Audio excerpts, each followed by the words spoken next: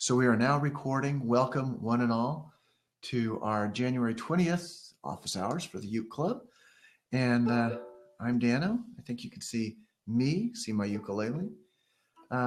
We've got some folks from the club here today, and this will be available for replay later. Since we have some new folks who haven't participated in this before, just basically, the idea is to provide a forum where we can get together. There's chat down one side. You can type in questions, or if you want to, you can come on live and talk to me on the air, as they say on TV. And I'm happy to take questions on the specific topic that I'm discussing today, anything that we've talked about previously in the Uke Club lessons, or anything, ukulele related that comes up. Over in the side, there is a download link. It says download Amazing Grace. And if you want to play along with what I'm talking about today, you can grab that download. It's a Dropbox download. And for the recording, I'll provide that link separately. It's just Amazing Grace in the key of F. So that would be F, B flat, and C. But what I wanted to talk about today for a quick little lesson is something that's come up a couple of times recently, which is the idea of being able to coax a melody out of the chords that you're already playing.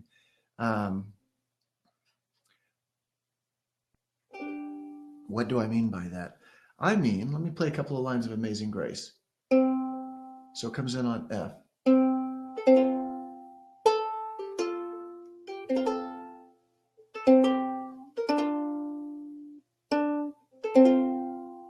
So I hope you could hear Amazing Grace coming out of that. This is different than finger picking, but it's related to finger picking. This is different than chord melody playing, although it's very related to chord melody playing. And it's just a technique that I want to spend about 3.5 minutes on today because I find it valuable. This actually came up, somebody sent me an email question after I posted me playing David Bowie's Starman, which has a nice little melodic line in it, and asked, how do you do that? Well, this is how you do it. So when you're finger picking, you've got a lot of control over plucking single notes. So you can choose to emphasize which note is important, which note might be the melody. So for that first line of Amazing Grace, I wish I had a way to show this to you on the screen. But the download link is there if you want it. And we really are just playing F. Amazing grace, how sweet B flat, sweet the sound. So that's actually not a bad jumping off point because that gives us, that's the rhythmic chord accompaniment. F, B flat, F. So back to what I was saying. If you're finger picking, you can pick out the notes of the melody.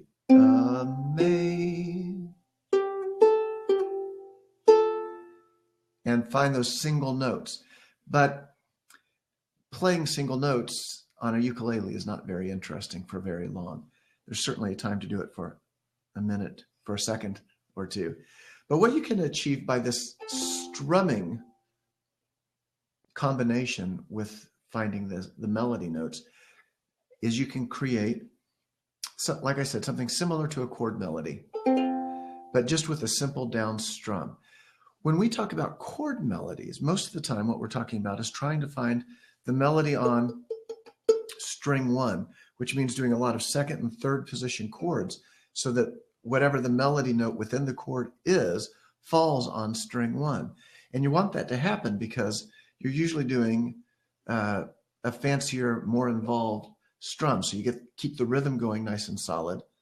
And because the melody note is falling on string 1, thanks to the movable chords, that melody rings out even while you're carrying on with the strum.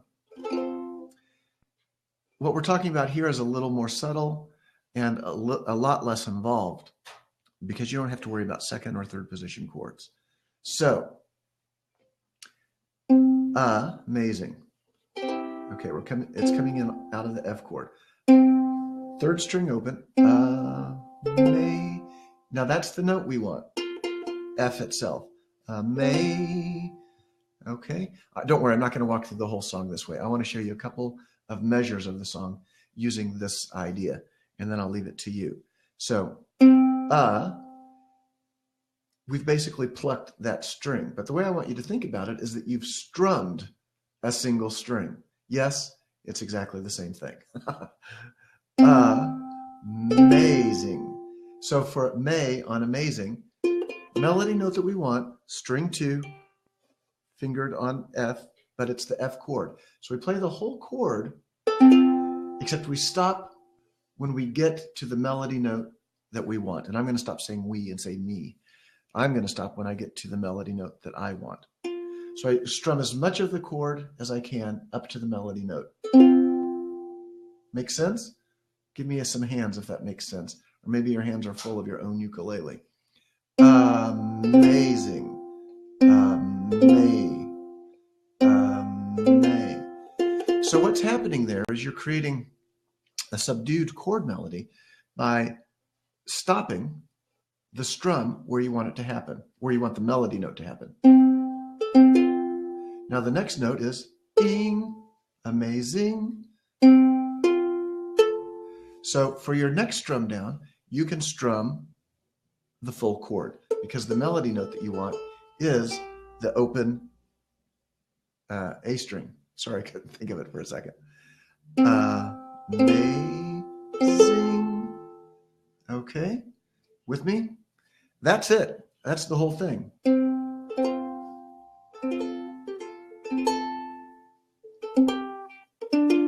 How great, how sweet, how something you are. How sweet the sound. So when I switch to B flat, the note again is on fret 2, string 2, fret 1. How sweet.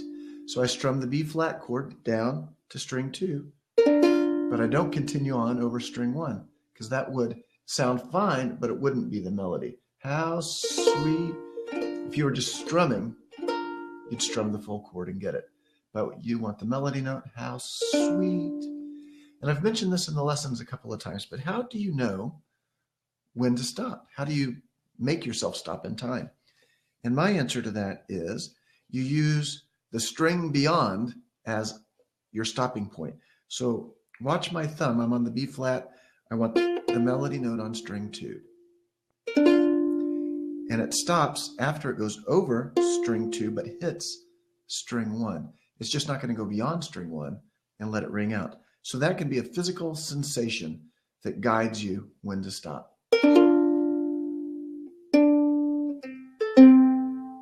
Now, if you're following this arrangement that I gave you as a download, there are a lot of times, last F of the first line, how sweet the sound. And it's shown in the tablature as just sound, single note. But using this technique, you can strum down to that note, the sound note. And that's only going to be string 4 and string 3, your melody string. How sweet the... But by doing it that way with the full strum rather than just a pluck on the melody note, you get a little more something going on there, which is string 4 ringing out to provide some harmonic accompaniment. So that's the technique. I just wanted to share that with you. You know, I like to keep these lessons short, but hopefully valuable. So I'm going to stop right there. Happy to take any questions on that. Happy to take questions on anything else. And I'm just going to shut up for a minute and see what's going on. Hey, Michael Karp is here. Hi, Michael. I'll chatter about the uke club for just a minute while you're reflecting on the depth of knowledge that I've imparted this morning. We've had a lot of new folks show up, which is nice. A lot of new folks in the uke club and on the online group, and always very interesting to see the conversations that come up there. I mention it here because people watch this in replay. And I just like the reminder that, you know, we've got people at all levels who come to that group, and it's nice for more advanced players to be providing helpful knowledge to the newer players, but we've also got people just at different levels within the club. And just because you've been doing it for a long time doesn't mean that you're a advanced player. It just means that you've been in the uke club longer. So it's nice. You've got a different perspective than somebody who's just a week or two into it. So it's nice for the old timers to share perspective as well too. So my way of saying thank you to everybody who's helping by answering or asking questions. It really makes a difference and makes it feel fun and social. Jerry, thanks for the kind comment. I assume it works the other way. Start one string before the melody. Sure, you could do like a abbreviated 2-finger strum. So if your melody was on string 2, let's say, you could just play strings 3 and 2. And then the melody would be ringing out on string 2. I think that's what you were asking. And I would say it depends entirely on your ear. For me, it's a little easier probably to just always know that I'm going all the way from 4 down to the melody note. But there's no reason that you couldn't abbreviate that. In fact, you know, for some of our walk downs and Chuck Berry type stuff, you're just playing those 2 middle notes. And for me, it's a abbreviated strum, not a pinch, which would be the other way to get those. Does anybody play with a pick? Anybody here use a pick? I don't have a pick, but you can strum down with your fingernail to simulate a pick. That was a bad example. But you can get 2 strings that way with a pick going across the 2 strings together. 2, 3, 4, asks Jerry. Oh, you mean going up? Is that what you mean, Jerry? Coming up to string 4 for melody?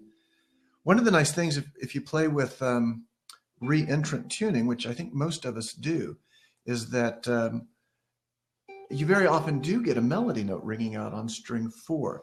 So you absolutely could strum up that way, but you'd really have to plan ahead for it. Jerry, I see you trying to get on there. Hey, good morning. Can you hear me? Loud and clear today. That's nice. No, what I meant was I was noticing in the tab that if the melody is on the 2nd string, a lot of the tab indicates 1, 2, 3. So instead of hitting all 4 strings, you start at string 3. Start at string. Yes, yes. And again, when I play through, I played through this about 10 times this morning to just get familiar with it and make sure that I was telling you what I meant to tell you. And in that case, you know, you're just not going to have string 4 ring out if you start on string 3, obviously. Are we numbering our strings the same way? Ceiling to floor, 4, 3, 2, 1? Yeah. 1's closest to the ground, yeah. So a lot of times on this little page of tab that I gave you, it's showing you the most minimal version of what you could play, it looks like to me. And my preference overall is to expand on that. So instead of a single note, that's what I'm saying. I'd rather play down to the melody note rather than just pick out the individual melody note. So same thing, whether you want to include string 4 or not, you know, it provides a little extra sound if it's in there, or it may be too high and strident for you for that moment in the song. And then you can control where you start the strum as well as where you end the strum. Thank you, sir. Yeah, thanks for asking. Todd's excited that we can hear you, Jerry. I feel like we've had several technical snafus with you trying to get on. I read the manual. There you go. Good. So very nice. So yeah, just kind of a fun technique to play around with today. The book that this came from, this copy of Amazing Grace, I should give the guy his props. Very nice book, fingerstyle ukulele. And I try to go through as many resources as possible to try to find what's helpful and what's useful to help spread it out into the world. This guy is Fred Sokolow, who I've met a few times when I lived out in California. And I think he's a guitar player mostly, but he started doing Yeah. these ukulele books. You know him from guitar, Jerry? Yeah, and his guitar stuff is a little weird because he has very large fingers. So on the guitar, he'll show a lot of tab where he's pressing two strings with one finger. Fingertip. Yeah, yeah. I remember seeing a picture of Chuck Berry when he was young, and he's a tall guy, but his hands are just like Godzilla hands. And there's a picture of him holding a guitar and doing a chord like this, where he's just spread out. You think, wow, man, the strength and the expertise to do that stuff. Yeah. But I think these Fred Sokolow books are really nice because he seems to come at it from kind of a guitar perspective, which sometimes can be not good. I think some players who play ukulele guitar style, it's hard to really transfer the information across. But he's a deep musician, and I think he understands the differences. And I recommend his books very highly. So, if I could ask you an unrelated question. Absolutely, Jerry. Shoot. What model is your Martin uke? I think you told me, didn't you? Well, it looks like a style too, but it looks like a new one. It is a new one. It's I bought it used, and I'm such an ignoramus about this stuff. I don't pay attention to it, and I don't know. Okay. So I feel like I ought to be able to say, well, it's your, so I can have bragging rights at least. Yeah. But I don't know. I bought it off eBay. It was a factory model, a showroom model, so it came from an actual music dealer. But it was slightly used. Somebody commented on my Martin looking a bit worn, and it actually came looking a bit worn. But I've worn it down myself a little bit too. But it was about half price because of the factory showroom status. So I got a model that I certainly would not have bought otherwise. And I used to know. Thanks. I have a receipt somewhere that tells me, but that doesn't make me very popular to carry around my receipt. So anybody else got a question about what we talked about today or anything else that's going on? Thanks for jumping on, Jerry. It's always fun to have somebody come on. Great. Well, I like to respect your time and keep these short. We've got the Facebook group open for questions of all kinds. And as I mentioned, I have been enjoying all the varied conversations that are coming up there. So I'm going to start looking for the close button if anybody wants to jump in at the last second. It always takes me a minute to find the buttons. Thanks, everybody, for showing up today. And I'm going to turn off recording. I'll say goodbye to the people who are watching the replay.